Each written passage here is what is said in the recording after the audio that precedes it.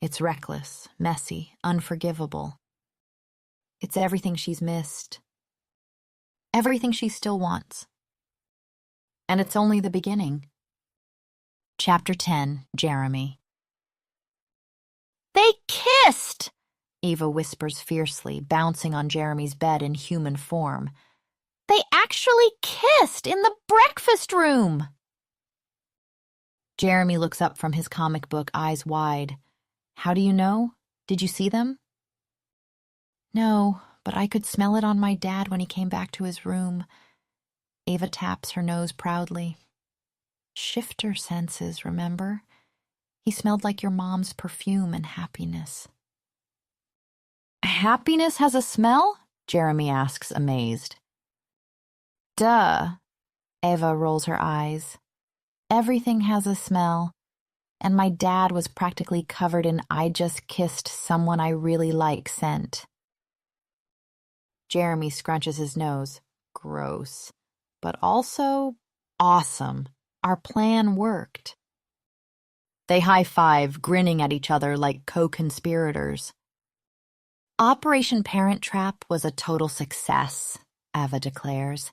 "The drawings were genius." "I still can't believe we did that," Jeremy admits. "Mom would kill me if she knew I went through her private stuff."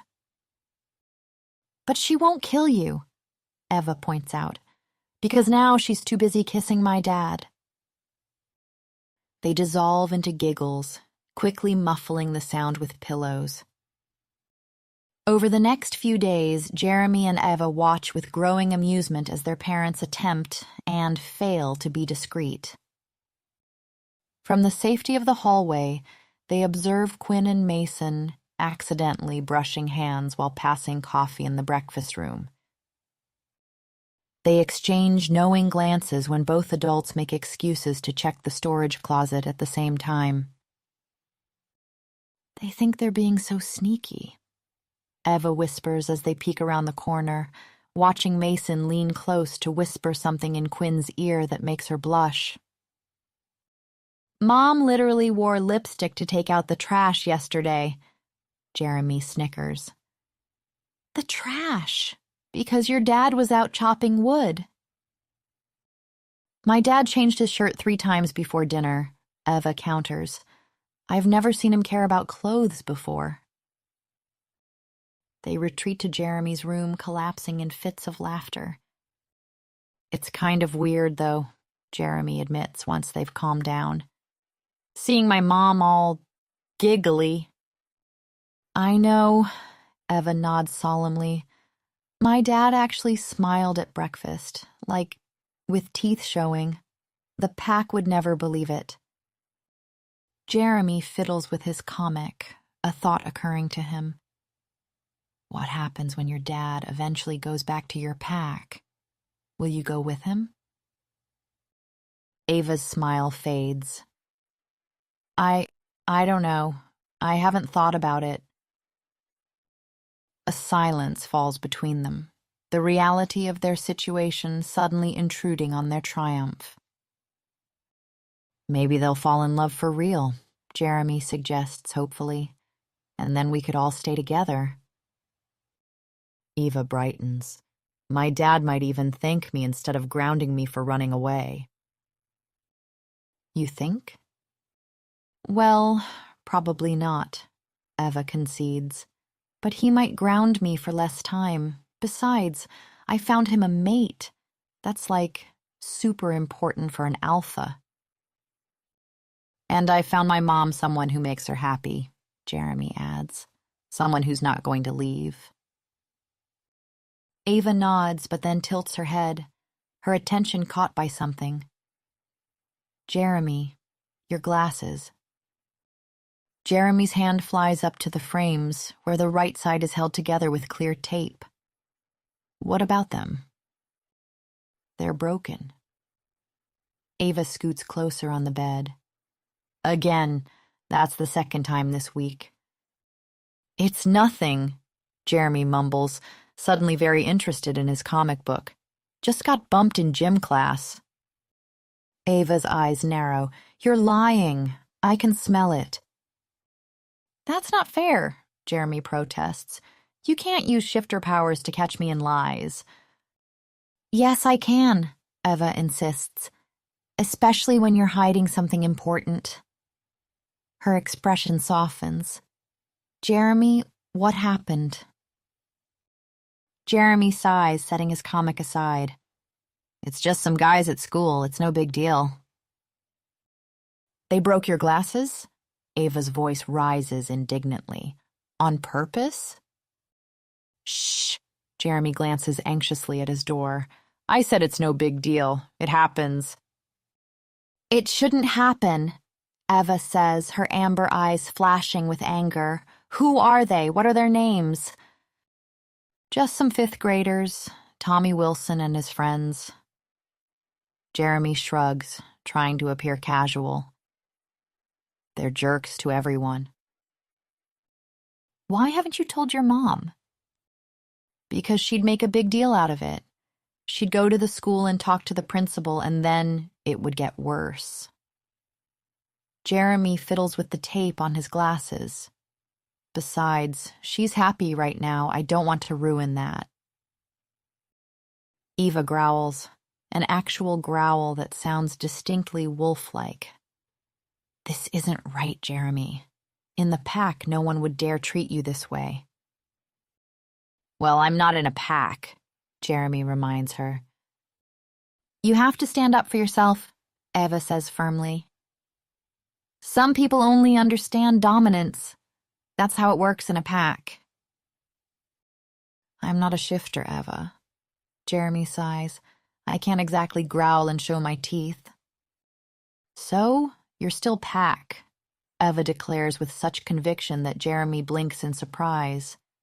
You're my pack, and pack protects each other. I am? Jeremy asks, something warm unfurling in his chest. Of course you are, Eva says, as if it's the most obvious thing in the world. Being pack isn't just about being a shifter. It's about loyalty and trust and having each other's backs. Jeremy smiles, his throat suddenly tight with emotion. I've never been anyone's pack before. Well, you are now, Eva says decisively. She reaches out and squeezes his hand. But you're not alone anymore, Jeremy. You've got me. Jeremy squeezes back, a strange sense of relief washing over him. All his life, it's just been him and his mom against the world. Having someone else, having a pack, feels like having a family. Chapter 11, Quinn. Afternoon light filters through the curtains, casting a warm glow across Quinn's bedroom. She lies with her head on Mason's chest, listening to the steady rhythm of his heartbeat. I've missed this, he murmurs, pressing his lips to her forehead. Quinn chuckles. You saw me this morning, and last night, and yesterday afternoon in the supply closet. You know what I mean, Mason says softly. And she does. It's not just about these past few weeks of stolen moments and secret smiles. It's about the decade they lost, the life they might have had. Quinn props herself up on one elbow, studying his face in the warm light. There's a contentment there she hasn't seen before, as if some of the weight he carries has been temporarily lifted. Why did you leave then? She asks, the question that's been burning inside her since he reappeared. Really, what happened? Mason's expression shifts, the contentment fading. He takes a deep breath, his eyes fixed on the ceiling. My family was in crisis. They needed me. Does this have to do with what happened to Elliot? Quinn asks gently. Mason tenses, his jaw clenching as he looks away. Yes. Quinn waits for more, but Mason remains silent, his body suddenly rigid beside her. Frustration wells up inside her, always these walls, these secrets, but something in his expression stops her usual retort. There's pain there, raw and deep, and for once, Quinn chooses patience. She takes his hand, threading her fingers through his. "You don't have to tell me everything," she says softly. "But I would have liked to be there for you back then, and I'd like to be there for you now." Mason turns to her, gratitude and anguish warring in his eyes. "I know. I'm sorry." He brings their joined hands to his lips. "I want to tell you everything, but..." He trails off, looking torn, almost frightened. "What are you so afraid of?" Quinn asks. "Myself," Mason answers simply, his voice hollow. Quinn frowns, confused. "What does that mean?" Mason shakes his head, his expression so distraught that Quinn's heart aches for him. Whatever demons he's fighting, they're real enough to him. "Just promise you won't leave me again," she says instead. "Not like before. Not without explaining." "I promise," Mason says, meeting her eyes with an intensity that makes her breath catch. "Even when your daughter comes home?" "Yes," he nods, then with a small smile adds, "though who knows when that will be." Quinn studies him, noting how his body has relaxed at the mention of his daughter. "Any developments on that front?" "Not yet," Mason says, but there's something almost peaceful in his tone. "But I know where she is. I know she's safe, and she seems happy." "That's good," Quinn says, though something about his certainty puzzles her. "Thank you," Mason says suddenly, his amber eyes warm. "For what?" "For more than you know," he replies cryptically. Quinn glances at the clock and sighs, reluctantly disentangling herself from him. "I have to go.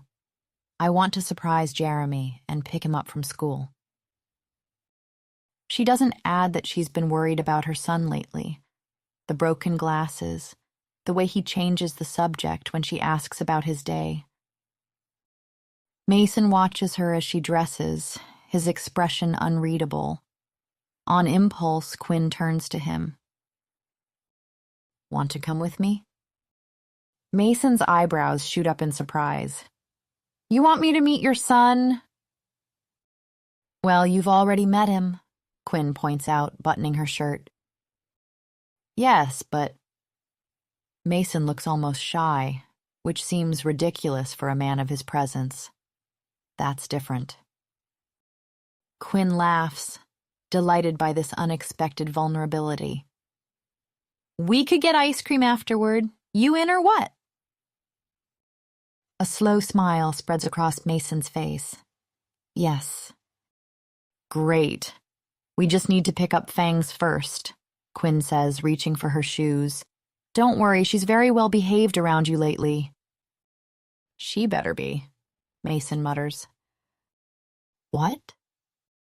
"Nothing," he says quickly, climbing out of bed. 40 minutes later, they're walking toward the elementary school, Fangs trotting obediently beside them.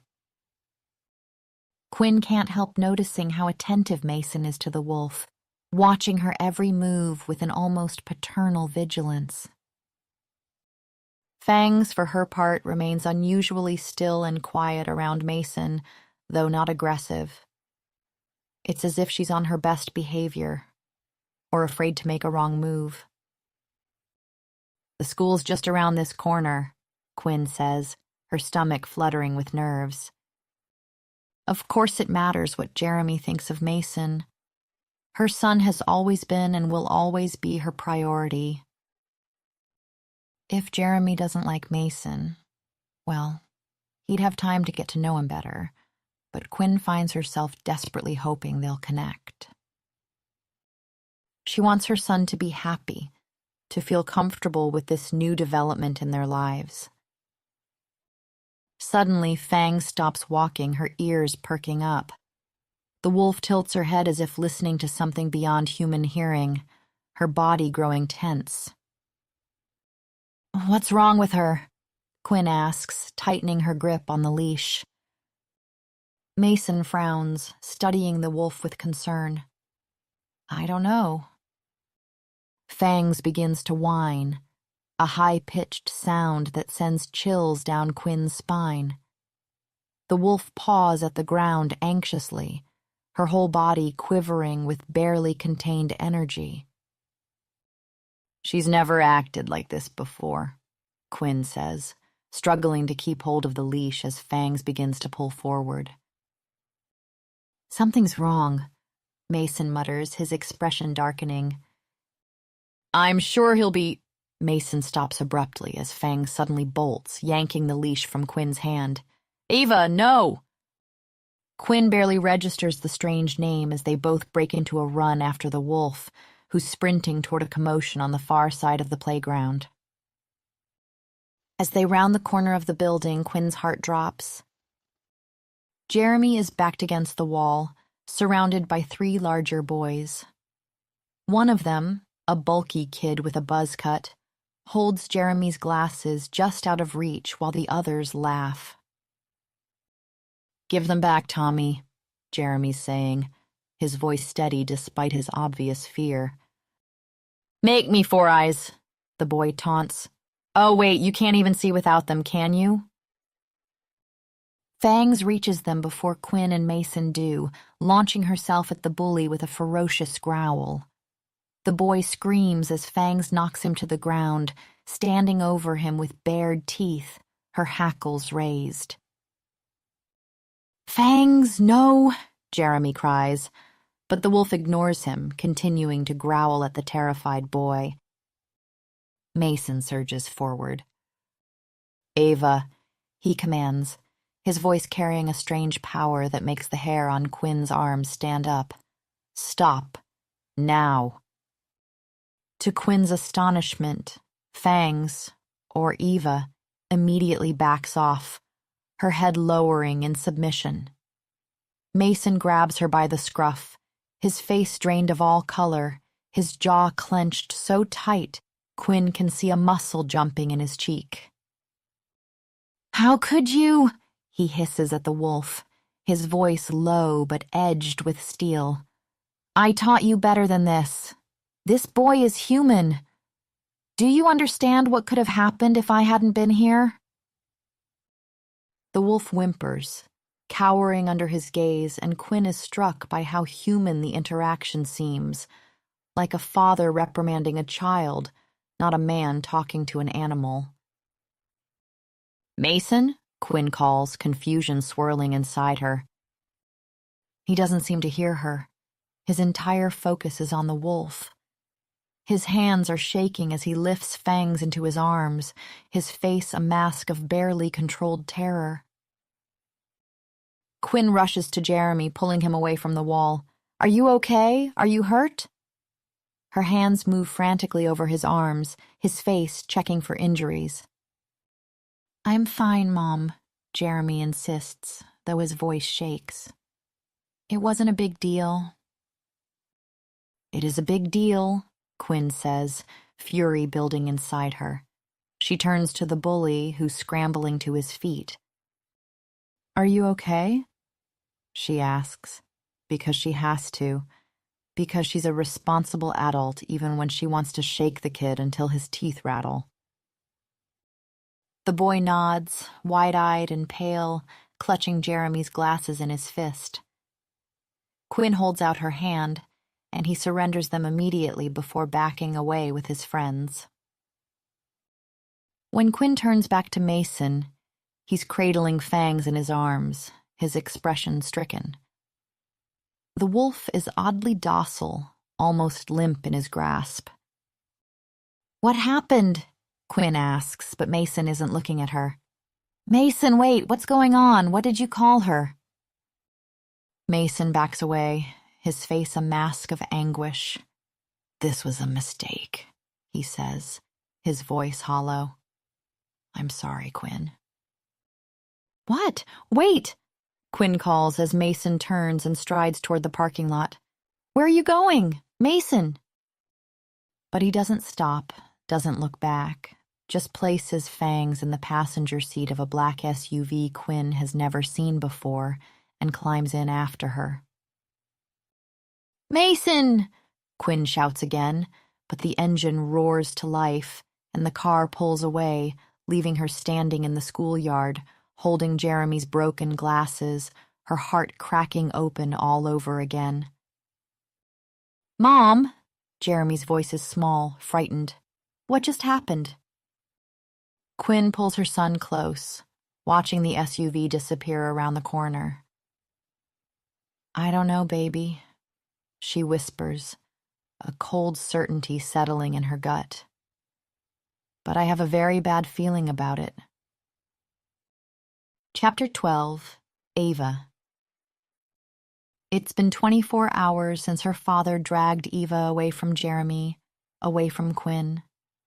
24 hours of whispers from the pack members, sideways glances, and her father's deafening silence. A tear slides down her cheek, followed by another. This is exactly why she ran away in the first place. At the inn with Jeremy and Quinn, she wasn't judged for being an imperfect shifter. They didn't care about protocol or pack politics or perfect control. They were just happy. A soft knock at the door makes Eva quickly wipe her tears away. "Eva?" Her father's voice is tentative, nothing like the commanding tone he'd used yesterday. "Go away," she mutters, but not loudly enough to actually keep him out. The door opens, and Mason stands in the doorway, hesitating before stepping inside. He looks exhausted, dark circles under his eyes, his usually impeccable appearance rumpled. "I'm sorry I didn't come sooner," he says quietly, approaching but not sitting, as if unsure of his welcome. "I needed time." Ava shrugs, turning back to the window. "Whatever. I also want to apologize for taking you away like that." Mason runs a hand through his hair. "I felt I had no choice. When I saw you attack that boy—" "I wouldn't have harmed him," Eva interrupts, finally turning to look at her father. "You don't know that," Mason snaps, his voice suddenly sharp. "You weren't in control." "Of course I was," Eva shoots back, standing up to face him. Mason's face darkens, a flash of genuine anger crossing his features. "So you're telling me you intentionally attacked a human? Do you hear yourself? Have you forgotten the punishment for such a crime?" "He deserved it," Eva cries, her own anger bubbling up. "He was bullying Jeremy. He broke his glasses and was laughing about it." Mason's mouth snaps shut, his jaw working as he processes this. Eva can see the conflict in his eyes, the protective instinct warring with his rigid adherence to pack law. "See?" Eva says, her voice breaking. "You agree, don't you? You know I was right to defend him." Mason takes a deep breath, visibly gathering his composure. "I understand you wanted to defend Jeremy," he says carefully. "But using our powers against humans who have none, it isn't fair, Eva. Not only is it dangerous for the humans, but it risks exposing our entire pack, our entire kind." Ava drops her gaze, knowing there's truth in his words. "I only wanted to scare him," she admits softly. "I'd never have actually hurt him." "Even so," her father says, his voice heavy with finality, "I cannot allow you to continue seeing Jeremy." "What?" Ava gasps. "But Dad, he's my best friend." Then you'll do what's right for him, Mason interrupts firmly. Humans are fragile, Eva. What about Jeremy's mom? Eva challenges, watching her father's face carefully.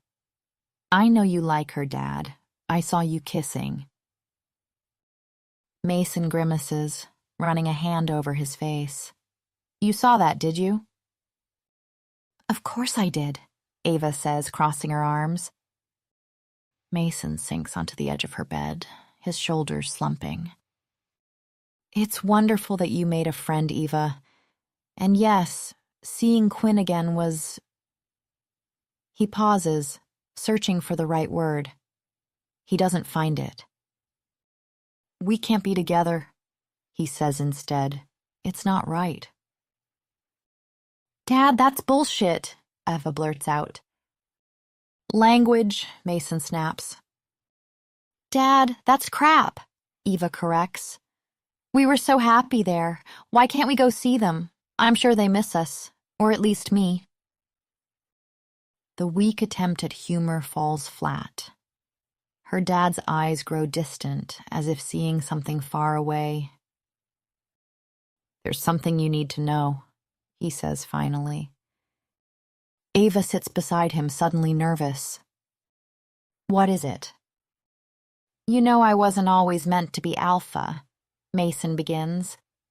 Your Uncle Elliot was the firstborn, the heir, groomed from childhood to lead the pack. Eva nods. Elliot was everything an alpha should be. Strong, controlled. Mason's voice grows strained. I idolized him, followed him everywhere. He pauses and Eva waits, barely breathing. When we were in our early 20s, Mason explains, Elliot had formed a friendship with a young woman from town, a human. Claire, her name was. He never told our father. It was forbidden, of course. Eva shifts closer. One night, Elliot and I were running in the woods when we heard screaming. Mason's face darkens with the memory. We found Claire being attacked by a group of men from town. They were drunk, holding her down, trying to... He pauses, jaw clenching, trying to hurt her. Eva's eyes widen with horror. Elliot lost control completely. Mason's voice grows hollow.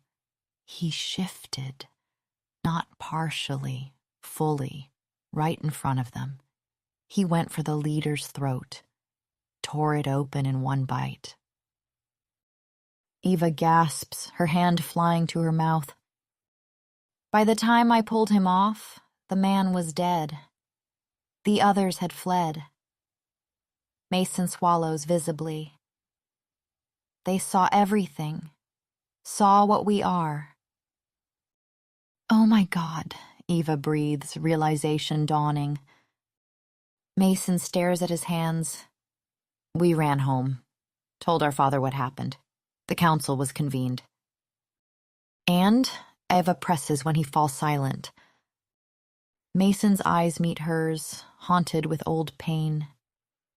Elliot couldn't become alpha after that. He trails off, unable to continue.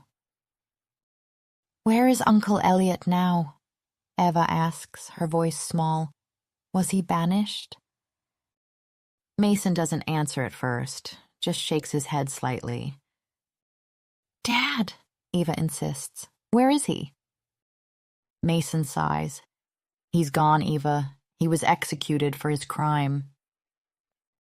Eva gasps, horror washing over her. A human life was taken, Mason says, and there's only one punishment.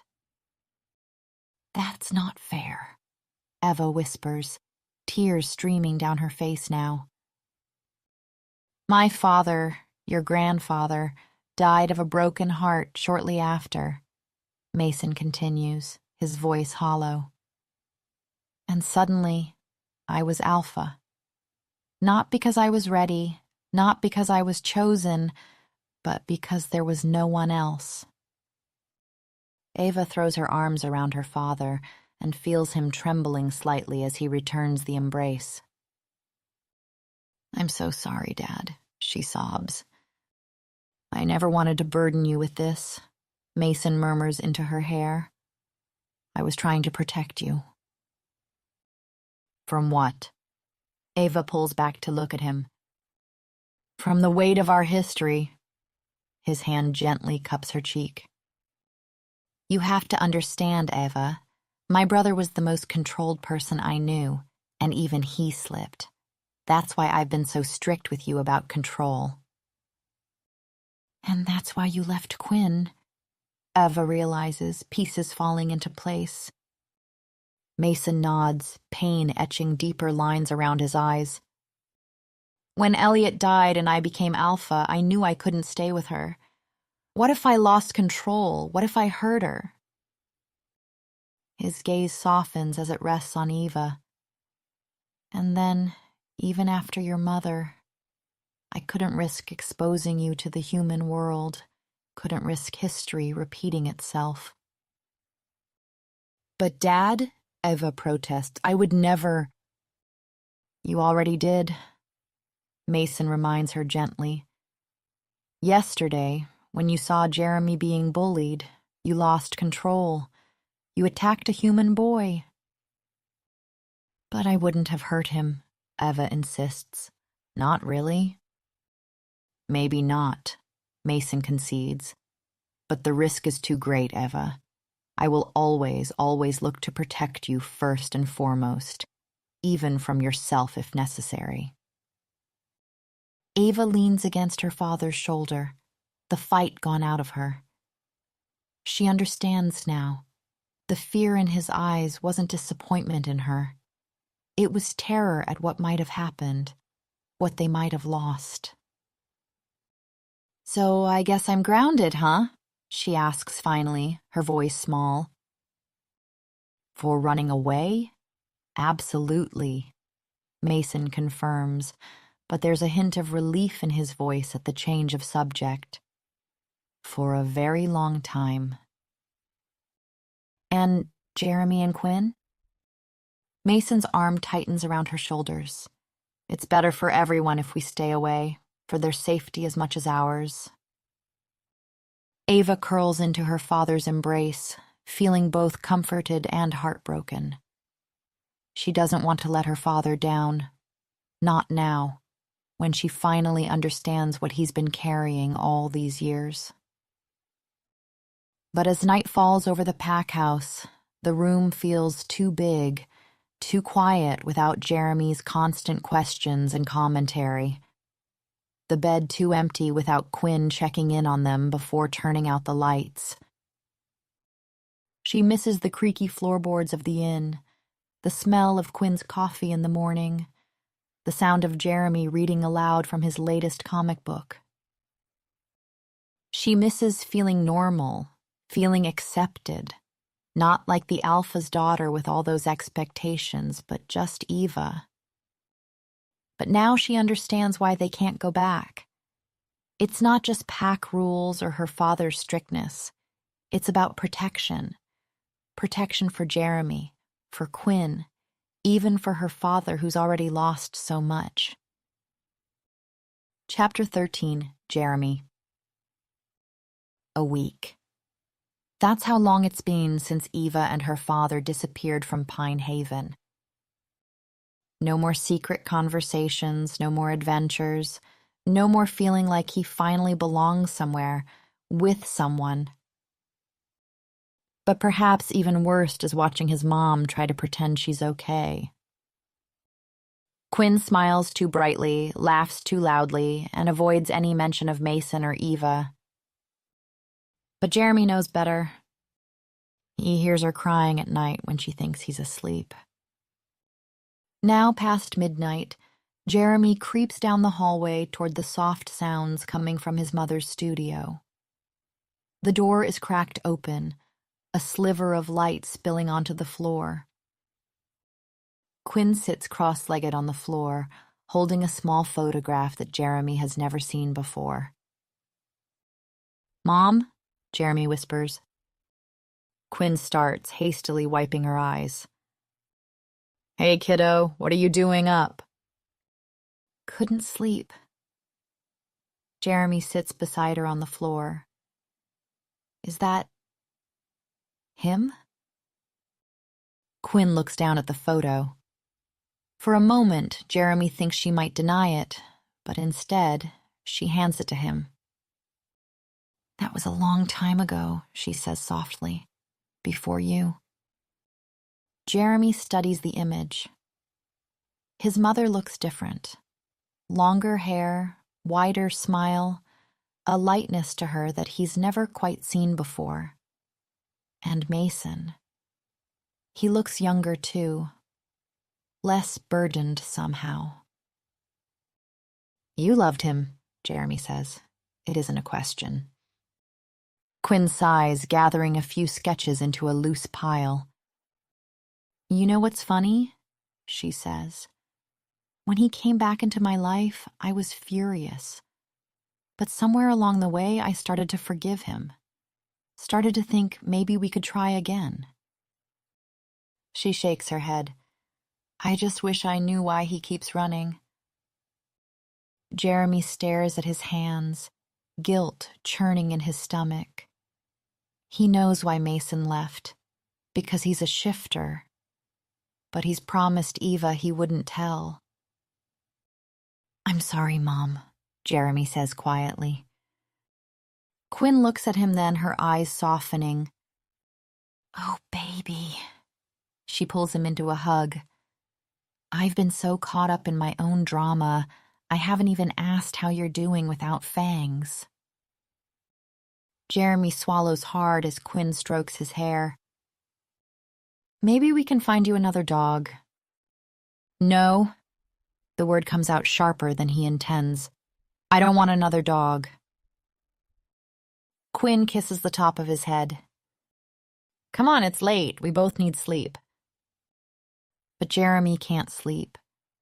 He lies awake, staring at the ceiling in a room that feels too big without Eva. His mom must feel the same way, alone in her room without Eva's dad. If only there were a way to bring them back together. If only he could bridge the gap between the human and werewolf worlds. If only. The words echo as he tosses and turns. And now he needs the bathroom. With a sigh, he slips out of bed. The hallway is dark and still. He tiptoes across the wooden floor and slowly turns the bathroom doorknob, careful not to make a sound. But as he pushes the door open, a strange sensation hits, like walking through static. Jeremy blinks, momentarily blinded by daylight. When his vision clears, he gasps. He's not in the bathroom. He's in a narrow aisle between towering bookshelves, sunlight filtering through tall windows onto a worn wooden floor. Hello? He calls, his voice small in the cavernous space. No reply. It must be a dream, but the dust under his fingers feels real, too real. A soft creak echoes somewhere deeper in what he now realizes is a bookshop. Heart pounding, Jeremy moves toward a warm glow ahead. Turning the corner, he finds a young woman perched on a desk, flipping through a magazine.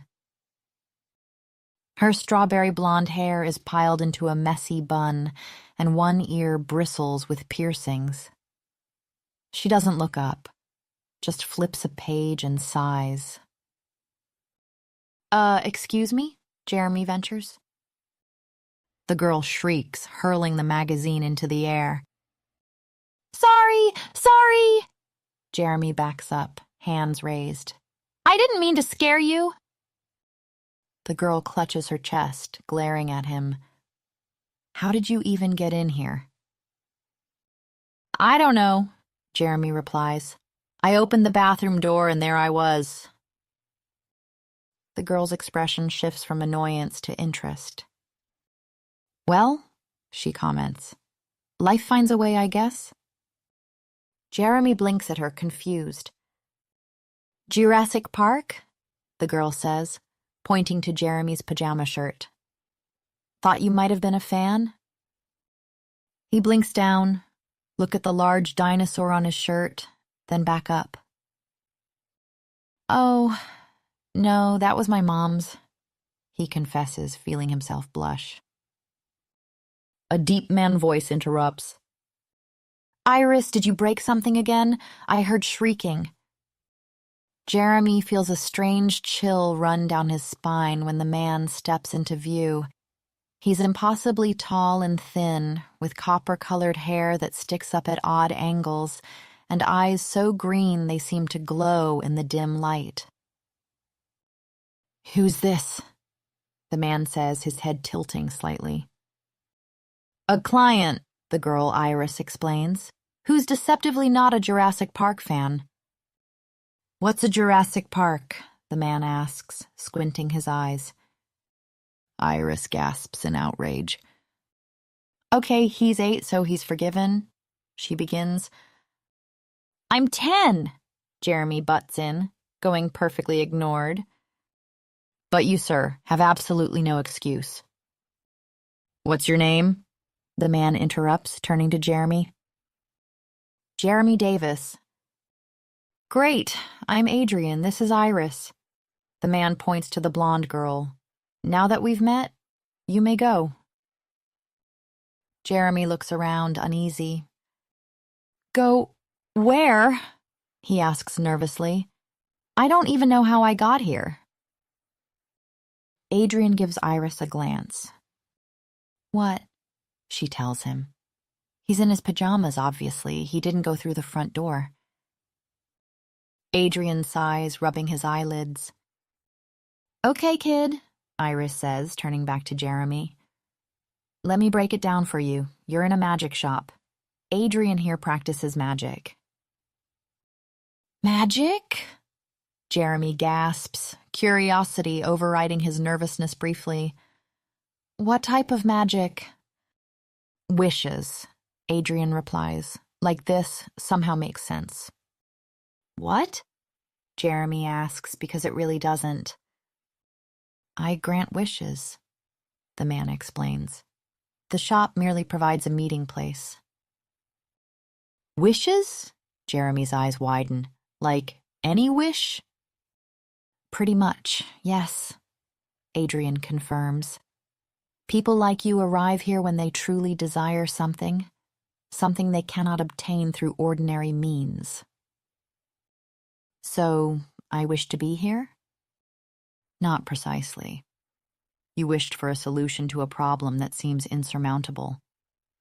Adrian's green eyes hold Jeremy's. And here you are. Jeremy thinks about his mom, about Eva and Mason, about the impossible distance between their worlds.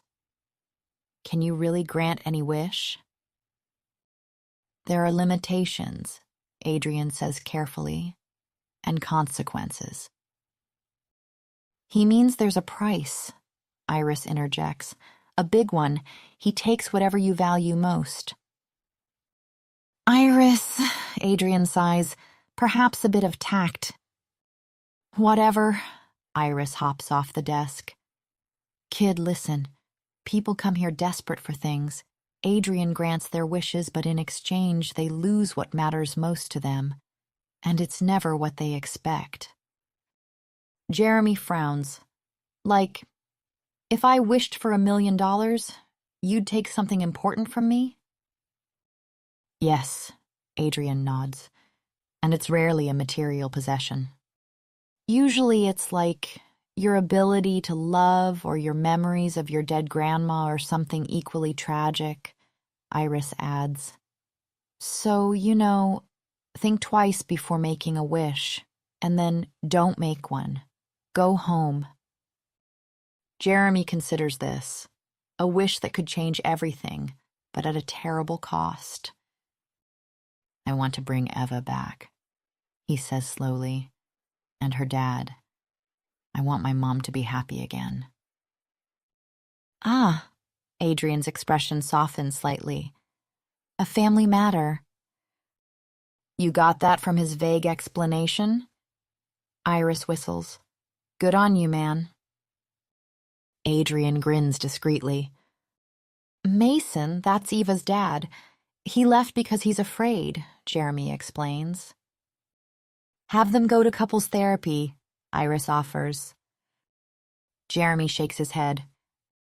He's a werewolf and my mom's human. He thinks it's too dangerous for them to be together. Adrian and Iris share a look. He's not entirely wrong, Adrian notes. Shifters and humans rarely mix well. But they love each other, Jeremy insists. And Eva's my best friend. That's nice, Adrian comments, tone blanc. But living among shifters could easily kill you. Jeremy stares at his hands, thinking hard. Eva did say a bite would kill us. His head snaps up, eyes wide with realization. Wait, could I wish for us to be werewolves too? Me and my mom? The room goes still. Adrian's face remains carefully blank, but something in his posture changes, becomes more alert. You could, he says reluctantly, but you shouldn't, Jeremy. Remember, I would take what's most precious to you in return. Jeremy opens his mouth to protest, but Iris intervenes. Look, kid, she says, leaning forward, couldn't your mom, find another nice single dad? Plenty of other fish in the sea and all that? Jeremy shakes his head firmly. No, she can't. She's loved Eva's dad since forever. It's true love. Would you give up on your true love? He asks, staring Iris in the eyes. She clears her throat awkwardly. And besides, Jeremy adds, there's only one Eva. He looks up at Adrian, determination hardening his features. To his surprise, the magician kneels down to eye level with him. All right, he says. Then I will tell you the price in advance. Beside him, Iris takes in a sharp breath. Adrian, she protests nervously, making Jeremy furrow his brows. It's fine, Adrian interrupts, giving her look. He turns back to Jeremy, stares him down, and then... What you value most, Jeremy Davis, is the hope of meeting your father someday. The words hang heavy in the air between them. His father?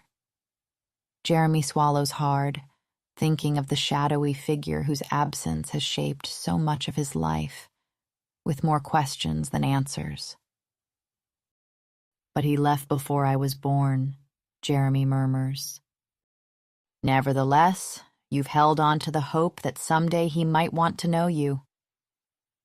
Adrian's green eyes are eerily penetrating.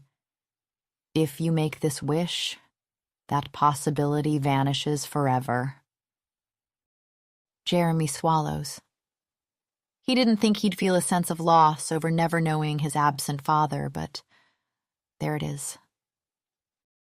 Except on top of the blurry image of some unknown man comes Eva's sharp grin. His mother's warmth, the feel of her arms around him, and her joy. All of their joy these past few days, when Eva and Mason had still been with them. I want to make the wish, Jeremy murmurs. I don't need a dad who doesn't want me. I need my mom to be happy. I want us to have a real family, one who loves us back. Adrian nods resolutely. I could make it so that, if your mother chooses, a bite from a shifter would transform her safely rather than kill her. The same would apply to you. There would be no obstacle preventing you two from being with your shifter friends. Jeremy beams, but Adrian goes on. However, he holds up a warning finger, you might want to discuss this with her first. Ensure that she and Mason truly wish to reconcile. They will, Jeremy says. I know they will. He takes a deep breath. I wish that my mom and I could safely be turned into wolves shifters if we wanted to be with Eva and Mason. For a moment, nothing happens. Then Adrian closes his eyes, a shudder running through his too-thin frame. The shadows in the shop seem to deepen, to coil around him like hungry serpents. When he opens his eyes again, they glow with an unearthly light. Chapter 14, Quinn. Quinn wakes to silence. Jeremy is already at school, and the bed feels too big, too empty.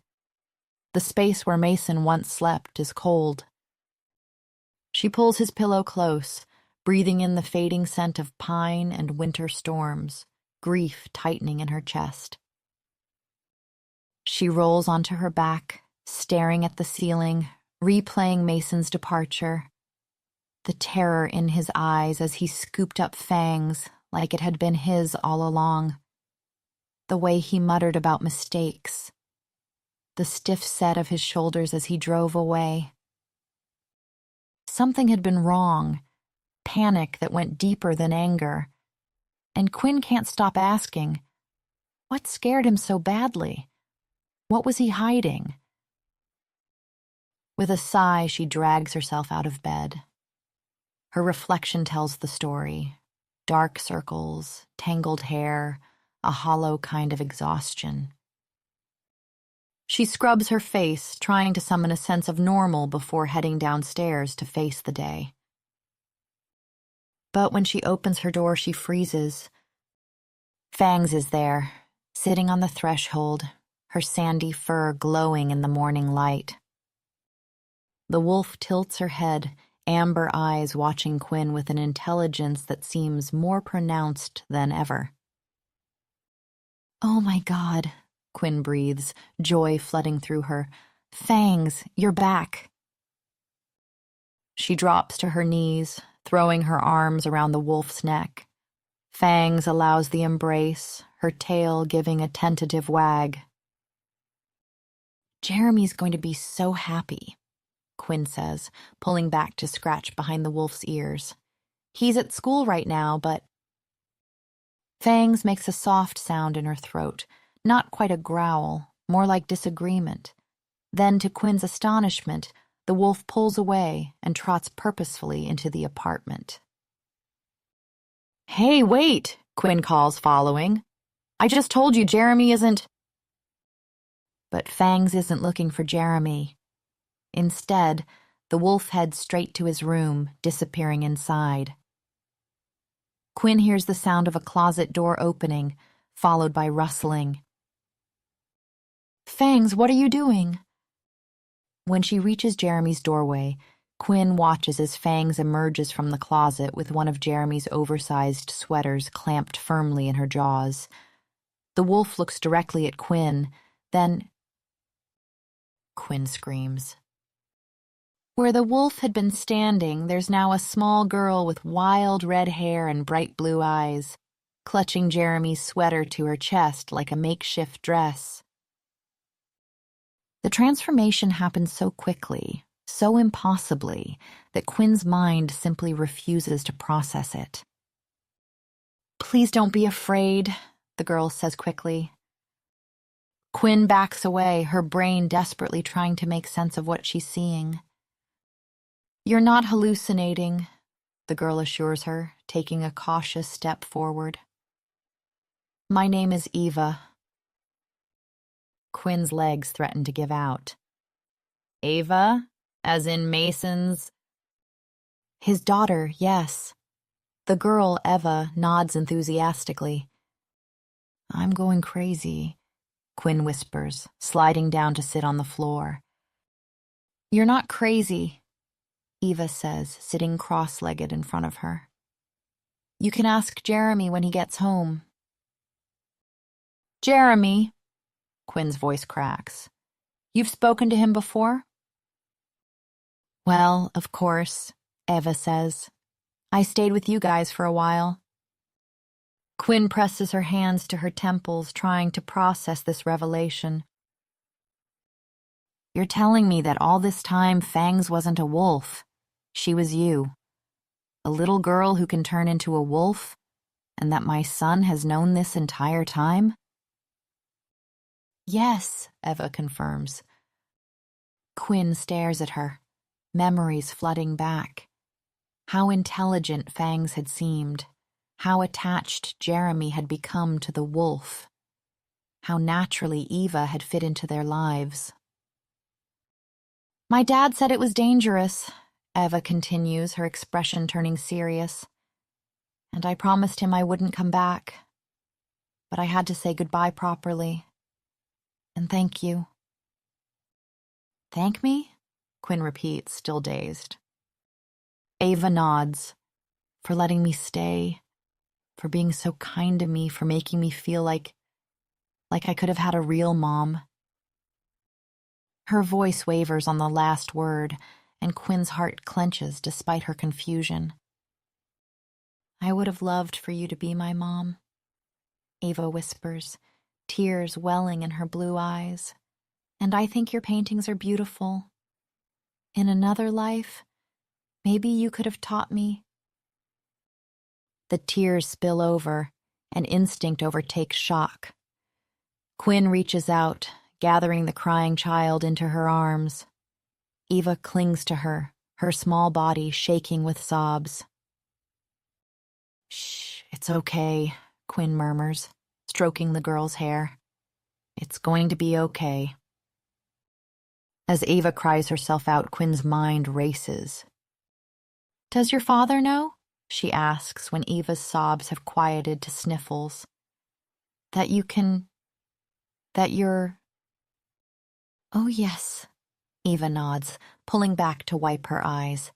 He can do it too. Quinn feels the world tilt again. Mason is a shifter, like me. Eva bites her lip. Please don't tell him I told you. He'd be so mad, but I just wanted to explain why we had to leave.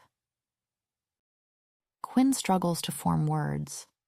Mason, her Mason, can transform into a wolf? The man she'd loved, who'd held her and kissed her, and then left without explanation, twice, had been hiding this the whole time. So you've really been Fangs? Quinn manages. Living with us all this time? Eva nods, a shy smile appearing. But why is it dangerous? Quinn asks, trying to understand. Dangerous for who? Eva's expression grows solemn. If a werewolf bites a human, it kills them? That's what happened to my Uncle Elliot. Quinn's breath catches. Elliot? He bit someone to protect a friend, Eva explains quietly. The human died, and Elliot was executed for it. It broke my grandfather's heart, and he died too. That's when my dad had to become Alpha and leave you. The pieces fall into place with devastating clarity. Mason hadn't chosen his family over her. He'd been thrust into leadership during a tragedy, terrified of repeating his brother's mistake. But he really didn't want to leave, Eva insists, seeing the understanding dawn in Quinn's eyes. He loves you. He's been so sad without you. Quinn struggles to make sense of it all. Werewolves, executions, a hidden world woven into her own. It's overwhelming, but one thing is clear. She's uncovered something vital about Mason. Something that explains the shadows in his eyes, the distance he kept, even in their closest moments. And somehow, that knowledge softens her anger. The betrayal she's carried for 10 years shifts into something deeper. Empathy, understanding, and a sorrow for what they both lost to forces beyond their control. Eva's eyes fill with fresh tears, and Quinn pulls her close. I'd like to say goodbye to your father, too, she says gently. Let me take you home. Eva sniffs. You promise not to tell him I told you? I promise. They're just standing up when there's a knock at the door. Quinn opens it and finds herself face to face with Mason, his amber eyes wide with shock. And beside him stands Jeremy, looking both nervous and determined. For a moment, nobody moves. They just stare at each other, Quinn and Mason locked in a gaze that holds too many emotions to name, while Jeremy and Eva grin at each other like co-conspirators. I have your kid, Mason says finally, his voice rough. And I have yours, Quinn replies weakly. They continue staring, the air between them crackling with unspoken feelings.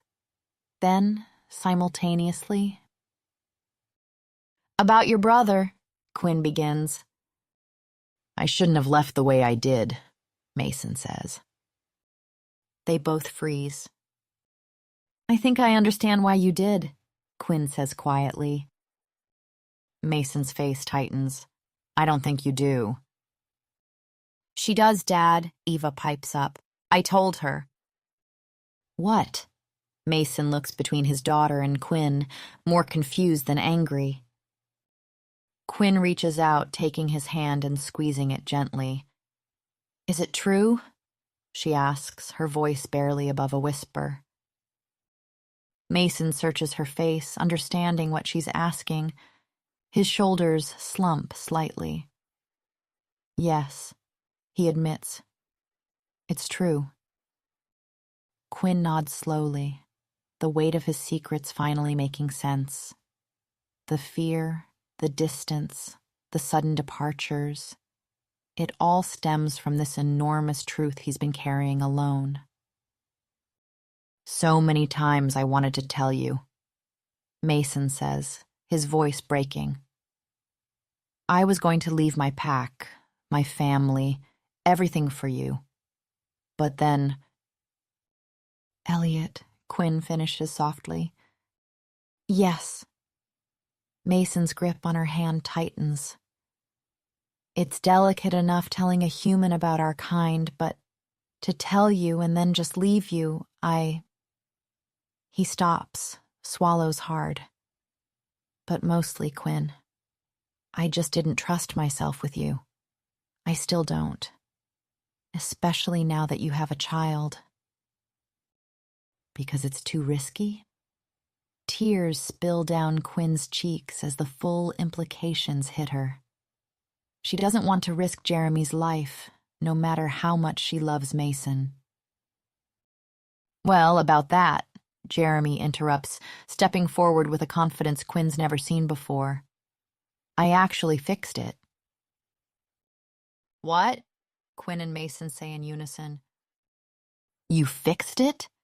Ava shouts, her face lighting up with immediate belief and excitement. Jeremy nods, a small smile playing at his lips.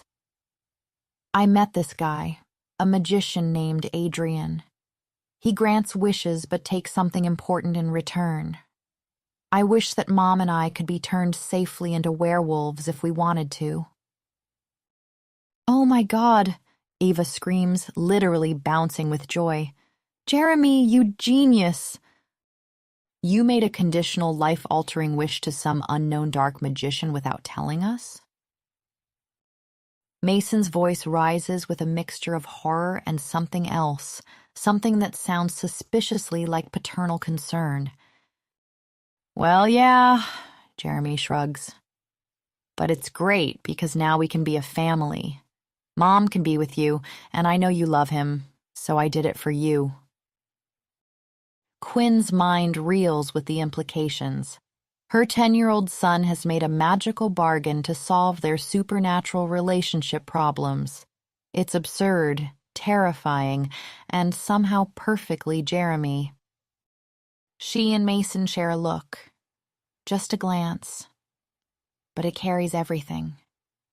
Love. Hope. The promise of possibilities she'd never dared imagine. A warmth spreads through her chest, fragile and wonderful. But above all this newfound hope, there's one overwhelming emotion, absolute, unadulterated anger.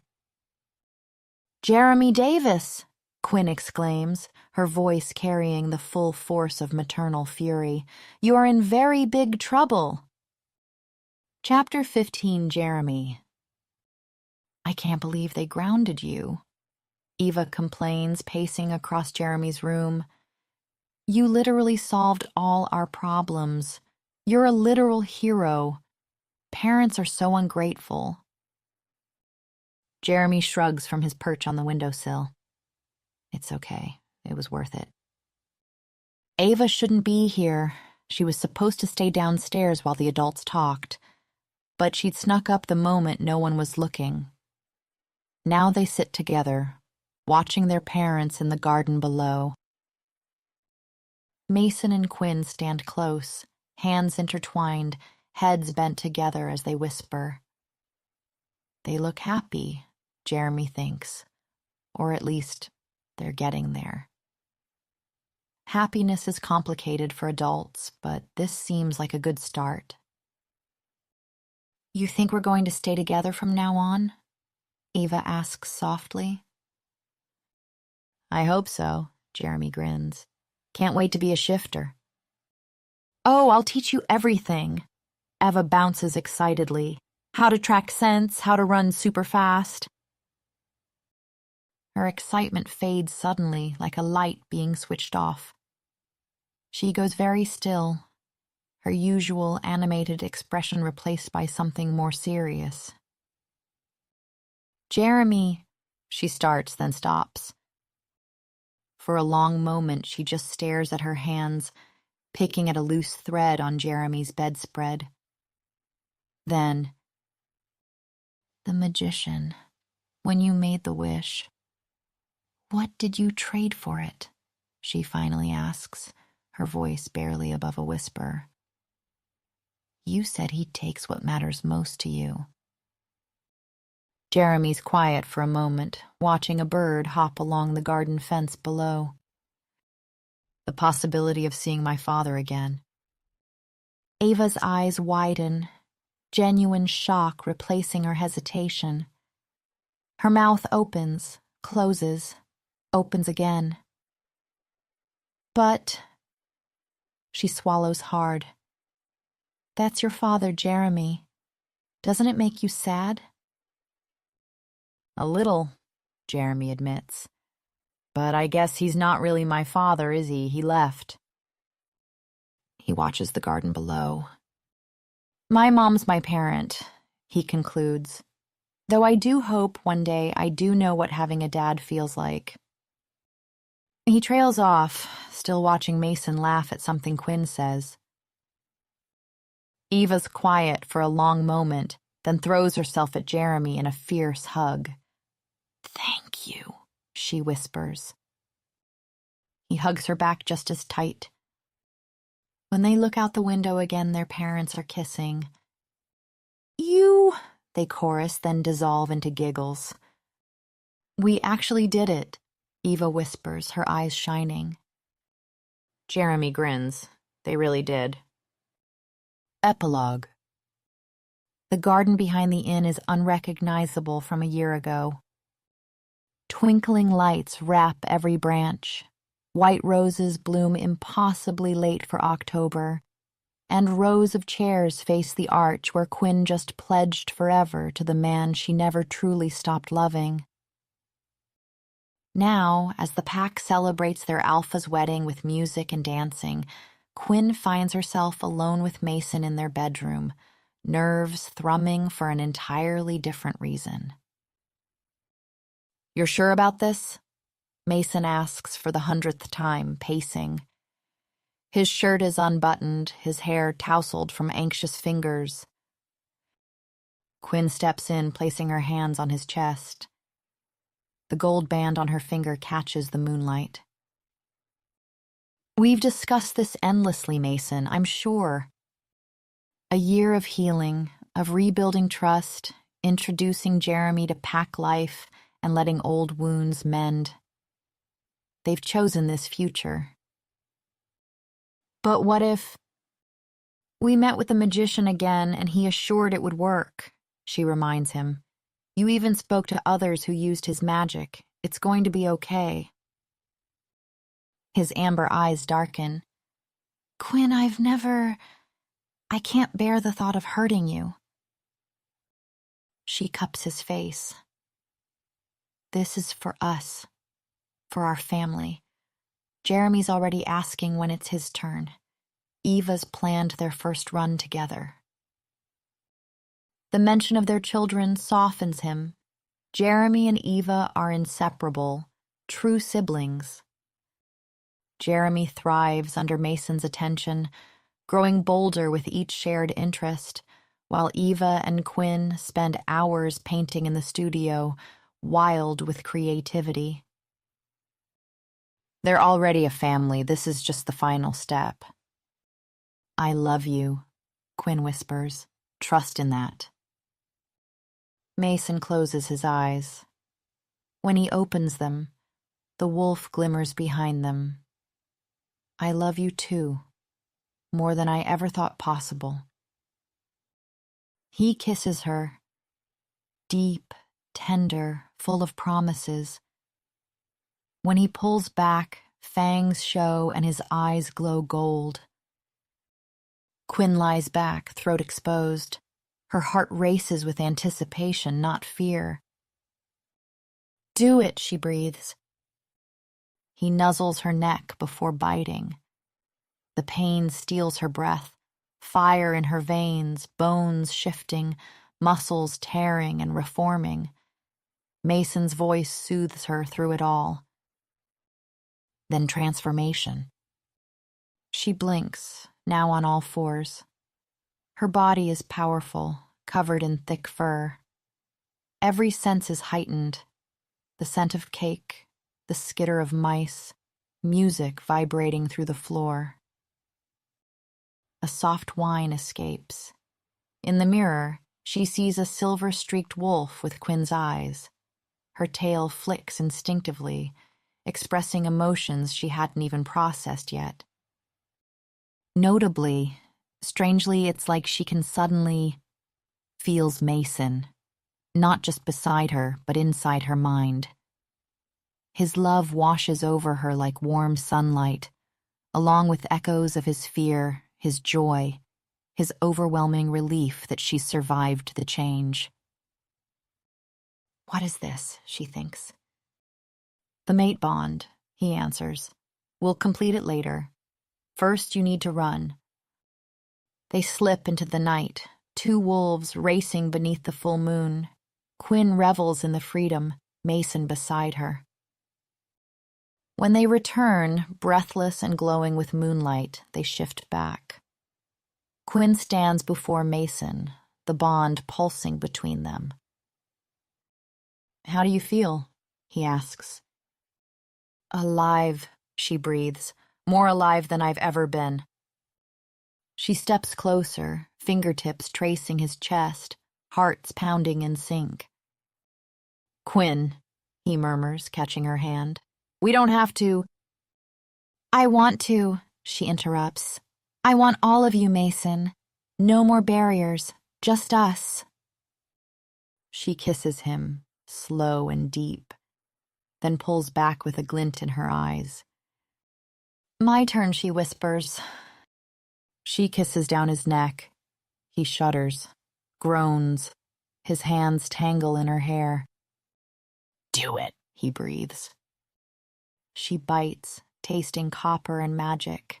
He gasps, part pain, part pleasure. The bond ignites, thoughts and emotions merging. I love you, she thinks, feeling his answering flood of devotion. When she pulls back, Mason cups her face, eyes glowing with fierce love. Forever, he says, sealing it with another kiss. Forever, she echoes. Downstairs, Jeremy and Eva laugh, the pack still celebrating. Her family, her pack, her future. Quinn Davis, Luna of the Pine Haven pack, smiles against her mate's shoulder.